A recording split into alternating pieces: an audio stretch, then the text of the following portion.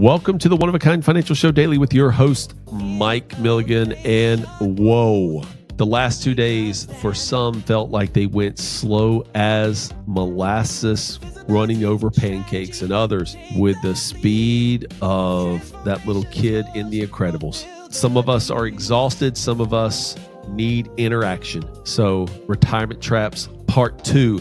See, Tuesday of this week on the One of a Kind Financial Show Daily, Gary and I talked about traps that people face. And today we're going to continue that and go over even more traps. See, in part 1, we talked about the planning missteps that quietly chip away at your retirement. But now we're going to go even deeper into the traps that come after your retirement begins, from portfolio blind spots to healthcare shocks to costly Social Security timing mistakes. Today's conversation is about protecting what you've built.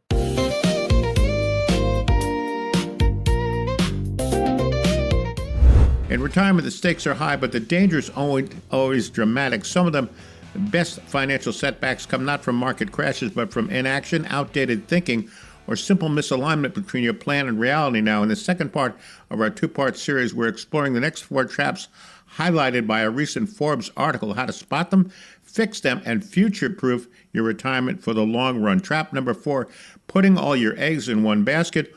Why does diversification still get ignored by smart retirees, Mike?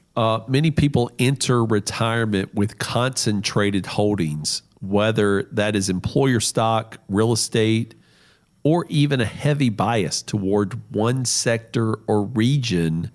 So one sector of the market or one region around the world. It's often out of loyalty or fear of taxes or just inertia. And so the risk here is that without real diversification, one market downturn, even in one segment of the overall market, could impact total assets, which could then have a trickle impact down to retirement income, and then even further impact down to your mental health when it comes to retirement. Mm-hmm. So what does modern diversification look like in retirement? Well, this article recommends going beyond stocks and bonds. It talks about going into asset types, geographies, and even investment strategies. So a resilient portfolio in retirement looks more like your diversification between, as opposed to a stock and bond diversification. Your retirement diversification should be about your portfolio should be about the income you need to hit your basic expenses, money allocated to income you want to do the things you want. Another slice of the pie of your investment pie should be for long-term care expenses or healthcare expenses in the future. And then the last part of your investment allocation in retirement should be to the legacy, that which you want to leave behind to either protect a spouse, your kids, or charity. All right, let's get to trap number 5. Clinging to old strategies. What worked in 2005 might not work now, because that was a long time ago. And that's exactly what I was just talking about, Gary, is like, back in the 70s and 80s and 90s, modern portfolio theory, the strategy of like diversification among stocks and bonds really came out. And then Bill Bengen put out his paper in the Journal of Financial Planning in 1994 that introduced safe withdrawal rates of 4%. Yep. And then tax law started changing. During the Clinton administration, Roth IRAs were introduced. We had tax rate changes during the second Bush presidency. During Obama, net interest income was brought out. The Tax Cuts and Job Act through Trump's first presidency, Secure Act during Biden, and here we are again with the extension. See, things change. And when you cling to something that was implemented, like say when Ronald Reagan was president, It doesn't work in the world we live in today. And so those old strategies can actually cause you harm when it comes into retirement. So a set it and forget it syndrome or strategy is not how we attack retirement now in 2025 going into 2026 and beyond. Mm-hmm. The show is the one-of-a-kind financial show. I'm Gary Nolan, your consumer advocate. Mike's going to talk about the one-of-a-kind financial plan again in just a couple of minutes. Nothing changes till you pick up the phone and dial this number. Here it is, 800-748-1838, 800-748-1838, or text the word IDEAS to 600-700. Do it right now. The folks at One Oak Financial standing by this weekend, ready for your phone call. Mike's going to be on the phones himself this weekend, 800-748-1838, or text the word IDEAS to 600-700. You deserve a more confident plan to retire. Want to be stress-free, peace of mind. Starts by picking up the phone and dialing this number. Trap number 6, underestimating healthcare and longevity risks, the two biggest wild cards.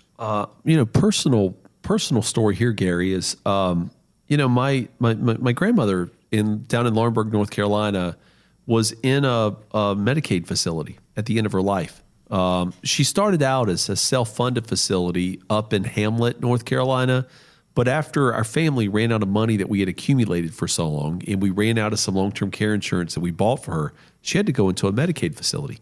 We saw firsthand the implications of a long bout with dementia for my grandmother.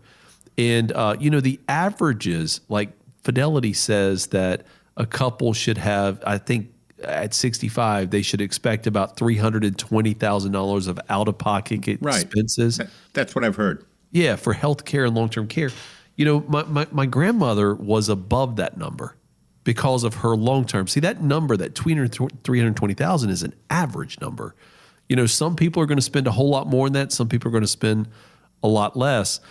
But, to prepare for that, we have things now that we did not have back in, the late 90s. We have health savings accounts we have long-term care insurance policies. We have hybrid policies, and we have buffered strategies that are all options that most people don't even know exist. And if health care or long-term care are a concern of yours, we should really be talking about how do we safeguard your wealth and your family from you being a burden on them at the end of your life.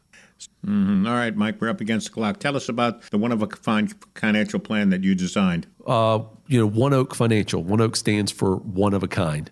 We are here to create a financial plan that is about you. It's not about who we are. It's not about the investment plans we have created, the models.